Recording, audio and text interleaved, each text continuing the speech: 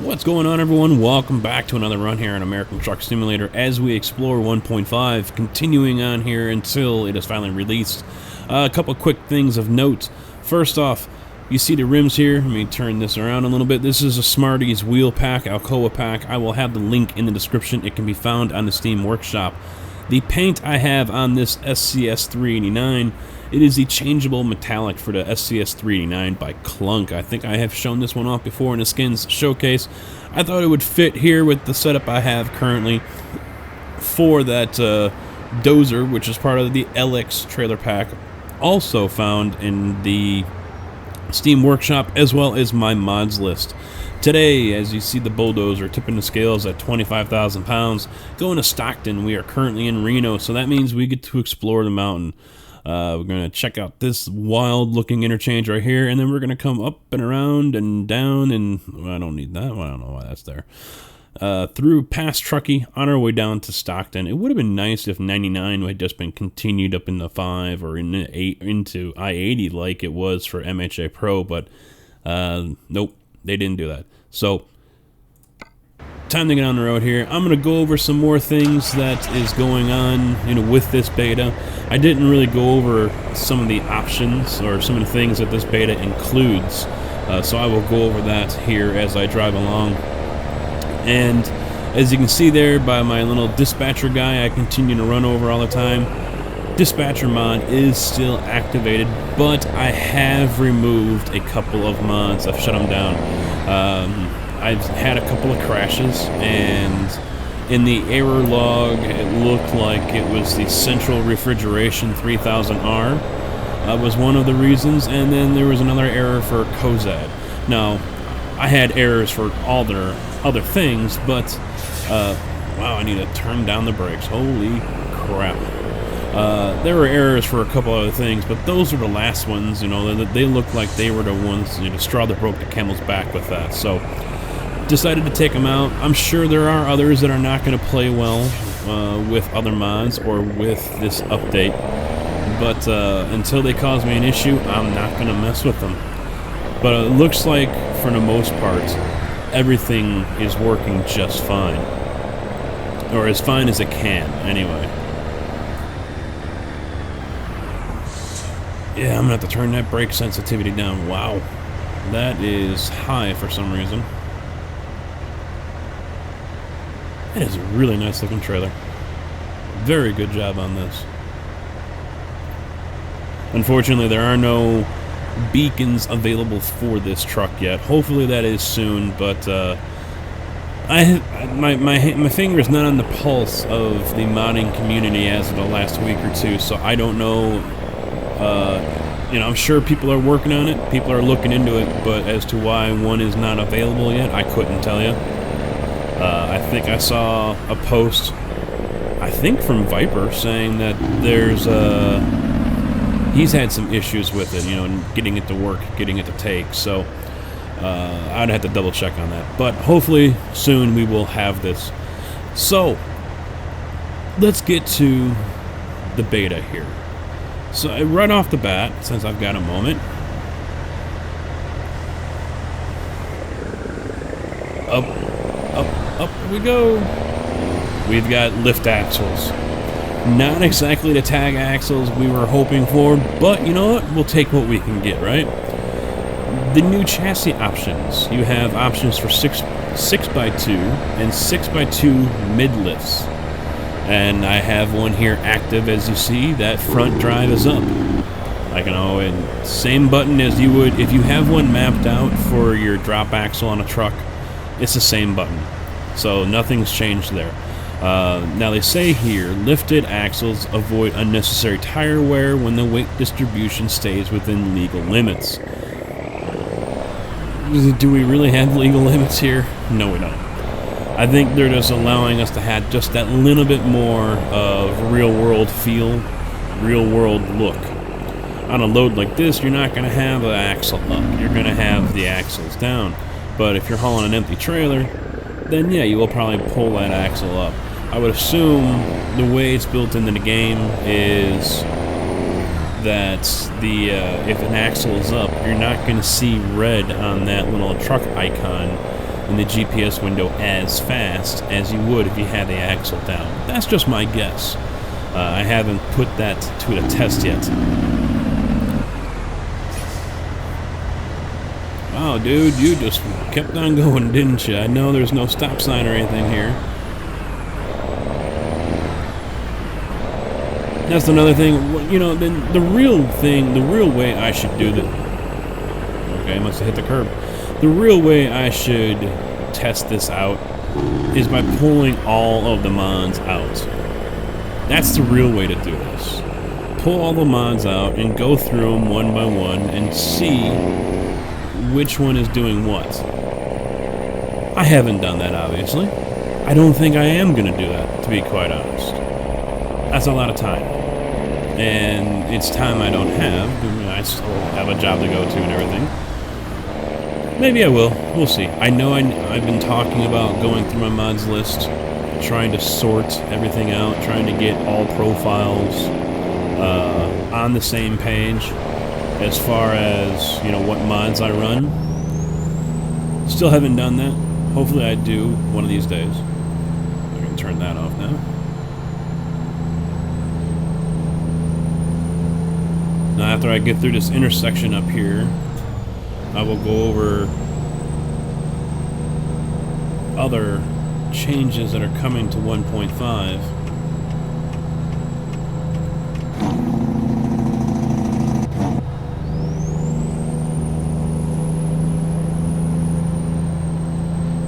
Oh, here we go. Finally, a proper interchange. This has been a messed up area for so long. Can't zoom out any more than I already am.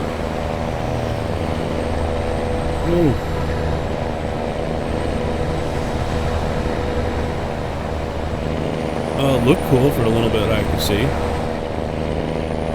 That was a messed up intersection there the whole time anyway. So I'm glad they did that. That's very nice. I might just stay outside here just to get a good look at the scenery and what's been going on. Really don't know why this construction is still here, though.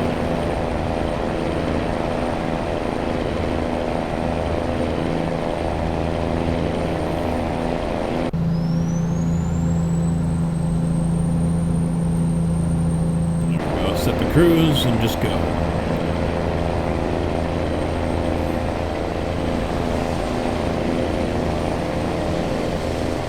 Alright, so other things that we can expect to see in 1.5, way stations, and we will find one here on 80 if I get flagged.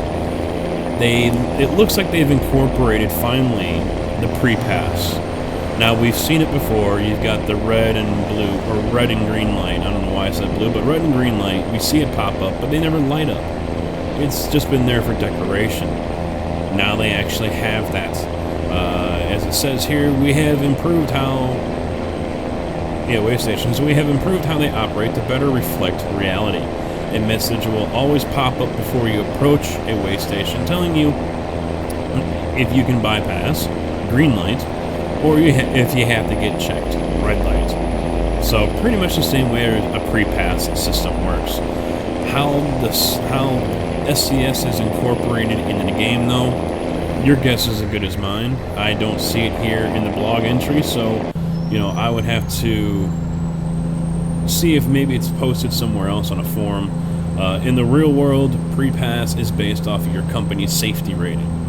If you drive for a company that has a lot of tickets, a lot of accidents, safety issues, violations, so on and so forth, chances are going to be high that you're going to get pulled into a station with a red light more often than not, if the system's activated and if the scale is open. Now, if the scale is closed, regardless of whatever light you get, you can just cruise on by. It's closed, you know, no one's there. Or they're just, you know, on break or something.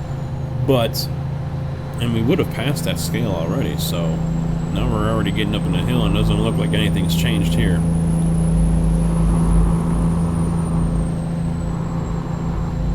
I forgot, yeah, I could have been doing 65 the whole time. I am just cruising along just under 60. I'm like a schmuck. But obviously if the scale is open and you get a red light, you have to pull in. Now, when you pull in, the scale is going to tell you one of two things. It's going to give you, at least here in Illinois, and some of them are old school, you don't get the option of a bypass lane. Some of them have a scale and that's it. There we go. Now it showed up, red light. But anyway, if you pull into a scale and it's got a bypass lane, an arrow is going to tell you which direction to go, either to the left for the bypass or to the right to roll across the scale. So, I don't think they've incorporated that here.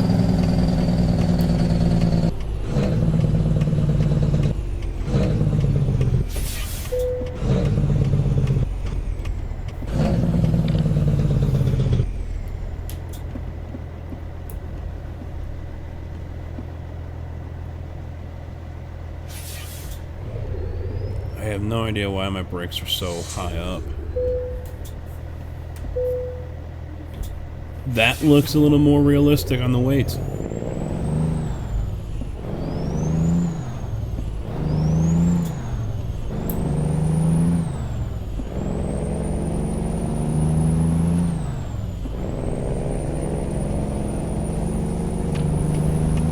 Would have been nice to still get a longer merge lane.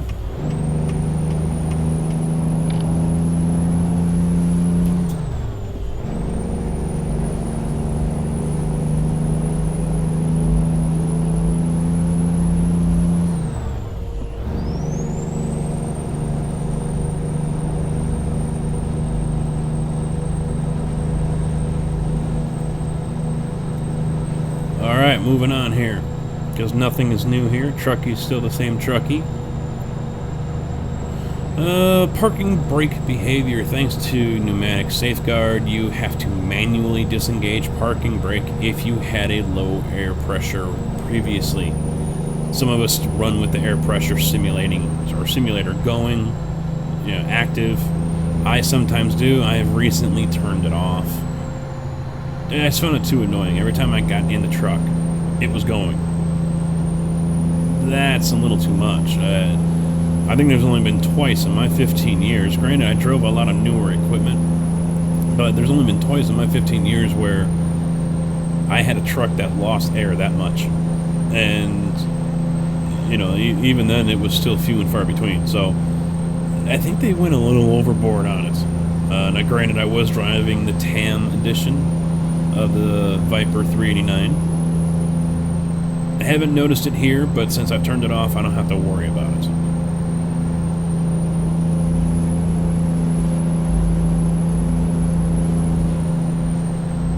Oh, here comes a new section.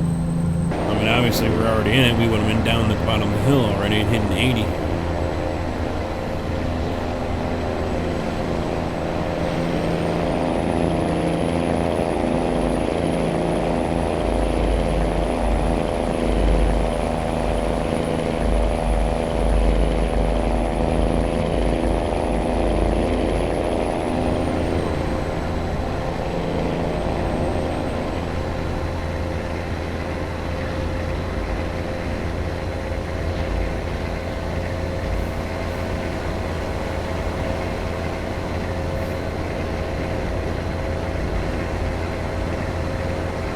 I can hear the dynamic already kicking in.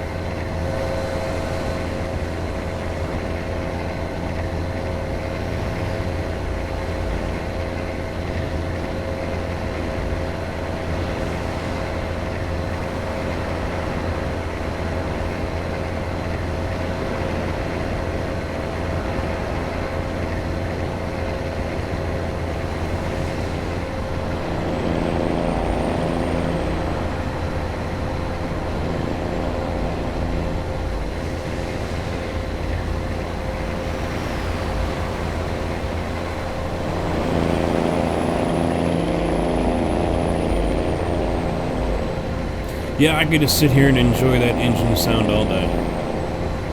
And the way this thing looks, too.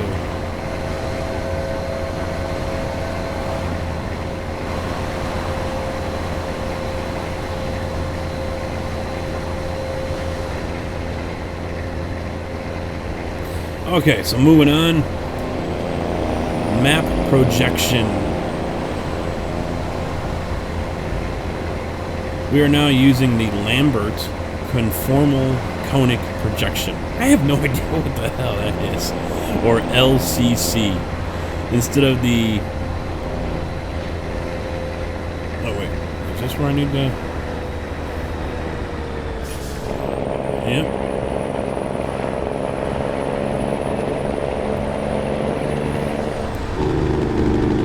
That was a little less less eventful than I expected it to be going down the hill.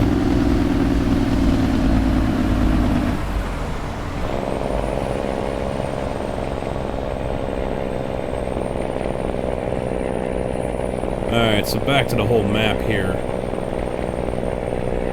Where was I as I was reading? Well, basically they changed their format to more accurately show the area and shape of each state, as we're used to seeing it from any other source. So they have a more realistic detail than the map, basically.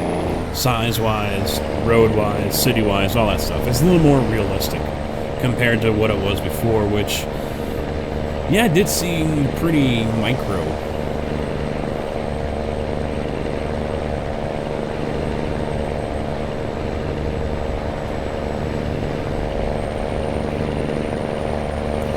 Now, here's where, if you want to see more, you have to read the ETS2, apparently.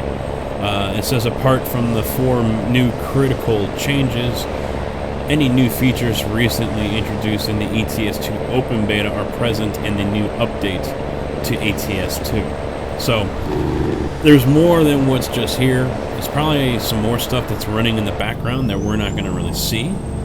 But that's also, you know, if you guys are interested in more reading material, there you go. Read the ETS2 open beta log, and you have a better idea what in all is being crammed into this one.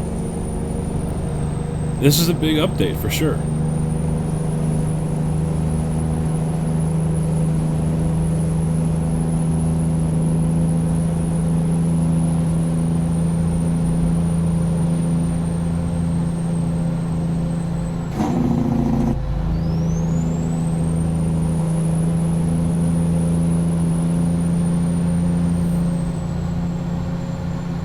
Now, if I was a betting man, and I'm not, yeah, I'm coming, I'm getting there, chill. I'm betting we're not going to be seeing multiplayer updated until probably around Christmas time. That's just my guess. I think I mentioned this on Monday as well. It's going to be a little while, which is unfortunate.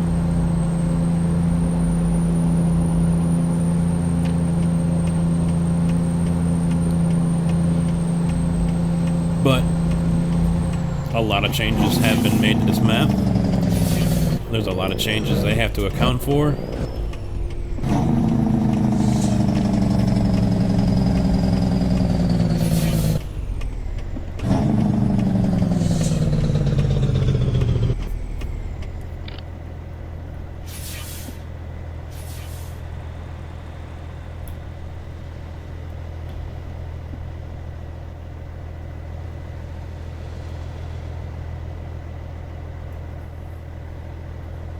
I was reading it, I was like, wait a minute, it's not 4 degrees out, it's 86. It's just a H next to the 4. 4 hours runtime.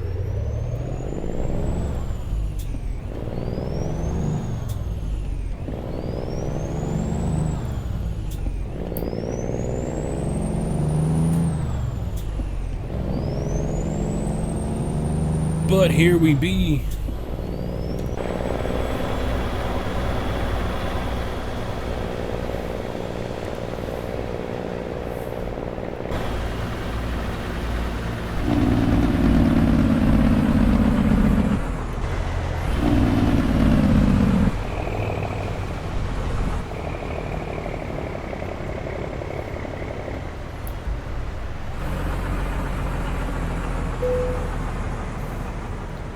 They were just calling to say, where the hell is he? Well, here I am.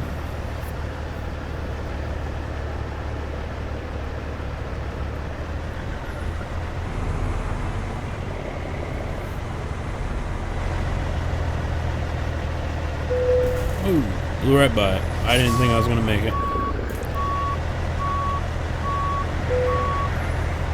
Alright, ladies and gentlemen. Parked. Done. Ready to wrap this thing up. So, there you go, guys. There's the notes on what is going on with this. Lift axles. Bigger map. New map as far as what we see when we look at the world map. Parking brake behavior as well. I have to look at my braking as well because that was a little too much. But lots of stuff here. You know, I wasn't a fan of that whole lift axle part there, but I can get used to it. But alright, time to drop this thing and move on. I'll see you guys tomorrow, or actually tonight, not tomorrow night, tonight for the live stream. Back on schedule, normal crew, normal time, 7 o'clock Central. I'll see you guys later tonight. Until then, take it easy.